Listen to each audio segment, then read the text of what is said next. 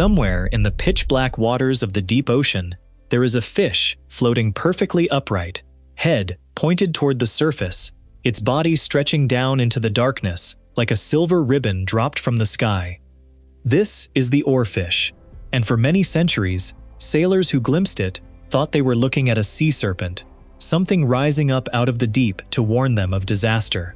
Today, some people still call it something even more dramatic, the Doomsday Fish, a creature whose appearance is supposedly a warning that an earthquake or a tsunami is about to strike somewhere nearby. But strip away all the folklore for a second, and what you're left with is even stranger than the legend itself. This fish shouldn't really work. Its body plan breaks almost every rule you'd expect from something that grows this enormous, and the more scientists study it, the more it looks less like a monster pulled from mythology and more like one of the strangest engineering experiments evolution has ever quietly attempted, hidden away, where almost nobody would ever get the chance to notice. Let's start with the basics first, because the basics alone are already ridiculous. The giant oarfish is the longest bony fish alive on Earth today, capable of stretching out to around 36 feet in length, sometimes even more, according to a handful of historical reports.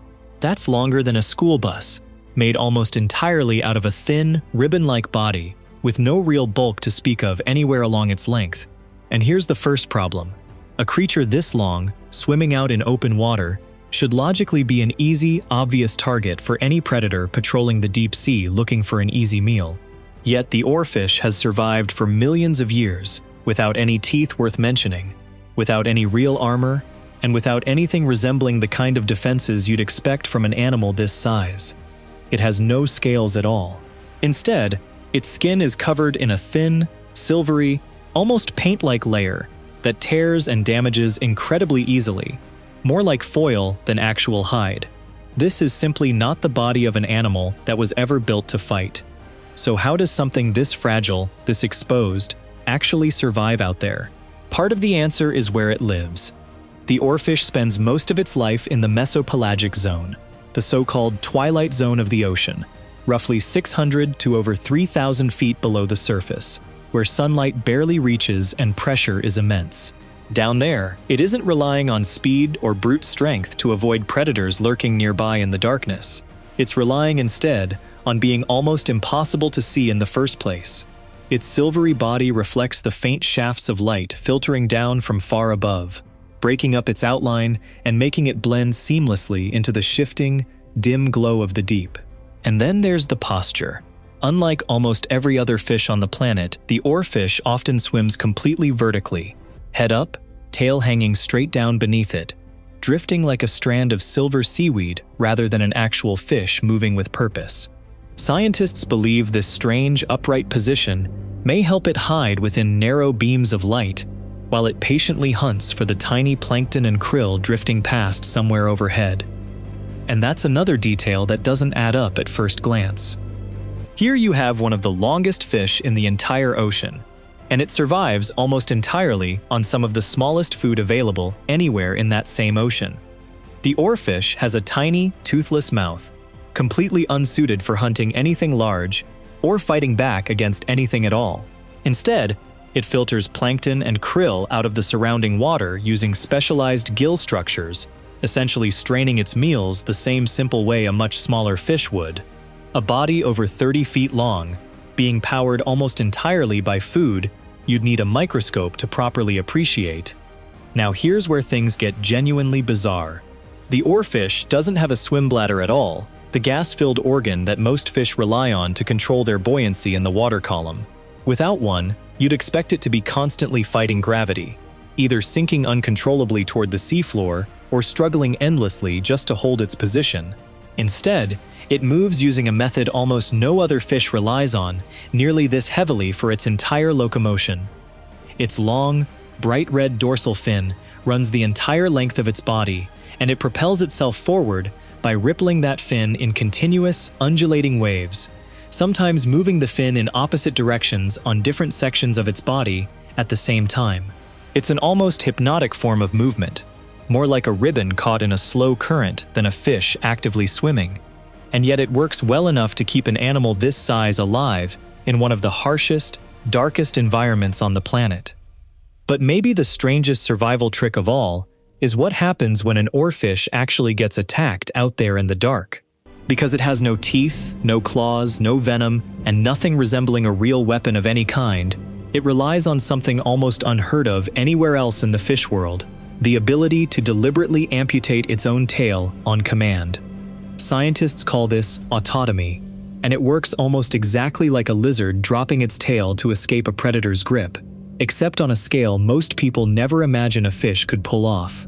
When an oarfish is under serious threat, it can shed a section of its rear body at a specific, predetermined breaking point, sacrificing part of itself so that the vital organs concentrated toward the front, everything it actually needs to survive and reproduce, can get away completely intact and undamaged.